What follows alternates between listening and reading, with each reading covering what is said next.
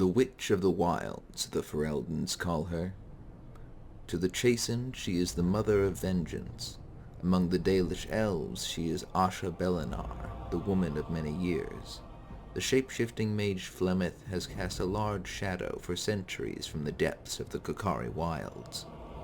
According to legend, Flemeth was once a beautiful woman born in Highever during the first year of the Tower's Age, who harbored a secret talent for magic. She was the wife of Ban Conabar Elstan. They lived happily until Flemeth became infatuated with a young poet, Osen, and hid among the chastened with him.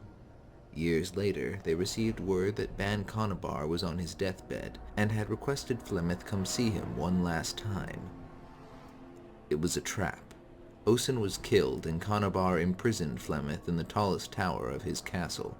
Filled with rage, Flemeth summoned a spirit to wreak her vengeance upon the Ban. It did, but not as she intended. The spirit possessed her and turned her into an abomination. She killed Ban Conabar and his men, fleeing into the Kokari wilds. There she supposedly plotted for years, stealing away chastened men to sire monstrous daughters. These horrific witches helped Flemeth lead an army of chastened out of the wilds to attack the lowland Alamari. The invasion ended when the Alamari hero Cormac slew Flemeth.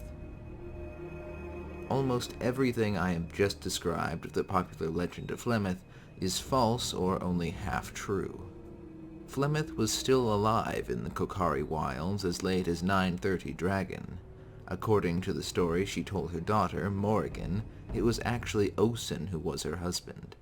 She and Osen lived in poverty, and when Ban Conabar expressed an interest in her, she suggested an exchange. Conabar would pay Osen a sum of money, and Flemeth would marry the Ban. That way they could both live in comfort. But Ban Conabar betrayed their bargain and had Osen killed, imprisoning Flemeth. She did indeed call out to the spirits to kill Conabar and fled into the wilds, but what answered her was no normal spirit. Flemeth revealed to her daughter years later that the being she joined with was all that remained of the ancient elven goddess Mythal, the All-Mother, bound by a common desire to bring justice upon those that had wronged them. Historical records from before Ferelden was united are sparse.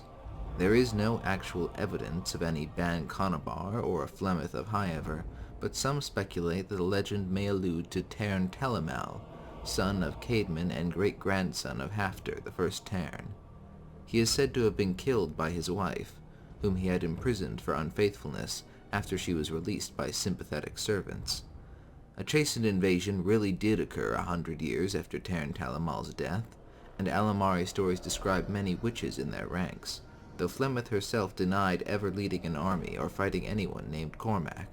She claims that Cormac waged a brutal civil war against his own people, supposedly to fight corruption among the nobility, and Flemeth was only attached to his legend long after the fact. As to her daughters, Morrigan claimed never to have met any siblings, but we know of at least one other, Yavanna, who dwelled in the Talari swamps in Antiva. There she guarded the Silent Grove, an ancient place where the great dragons lie dormant, though she was apparently killed in 940 Dragon. This Witch of the Wares appears in many Antivan stories.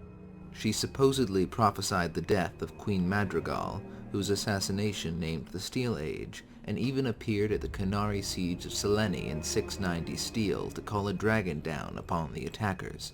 She is also suspected to be the witch that gave Xenon the Antiquarian his immortality, though not the eternal youth he should have asked for. Yavanna is also said to have appeared upon a cliffside in the Wares in 895 Blessed, shouting a prophecy that the return of the dragons was imminent. There are also stories of witches of the wilds in the Nahashin marshes and the Planocene forest, among others. It cannot be said how many daughters Flemeth may have out in the world, fulfilling parts in an inscrutable plan. The ultimate goals of Flemeth or Mythal are unclear. The Witch of the Wilds appears in many Ferelden tales, offering aid to the likes of Calenhad so that he could unite the kingdom in some versions of his legend. The Dalish describe her as a vengeful and capricious figure, as likely to kill a supplicant as help them. The Chastened paint her as a dragon or serpent that dwells in caves, sought out by the desperate who desire revenge on another, though the vengeance she grants always costs more than they expect. She has helped several burgeoning heroes in recent history, such as King Merrick, who she helped escape the wilds when he was a young prince, and saving the future hero of Ferelden and champion of Kirkwall from Darkspawn. Preservation of the ancient past always seems to be part of these plans. She forced Merrick to promise he would use his blood to reawaken the ancient dragons in the Silent Grove. She sent Morrigan with the Wardens in the hopes of preserving the soul of the old god Flemeth. Flemeth has supposedly survived the centuries by transferring her spirit into new bodies, particularly the bodies of her daughters, but contrary to Morrigan's initial fears when she discovered this, Flemeth revealed that a soul cannot be forced on the unwilling. Flemeth's long existence may have come to an end in 942 Dragon, when she met with Mythal's ancient friend, the dread wolf Fen'Harel, who appeared to absorb her power. Whether Mythal could truly be killed, and what role Flemeth's surviving daughters will play in the future, remain to be seen. Okay, thanks for watching, guys. If you want to keep seeing more lore content like this, like, subscribe, and leave a comment letting me know what you want to see. See you next time.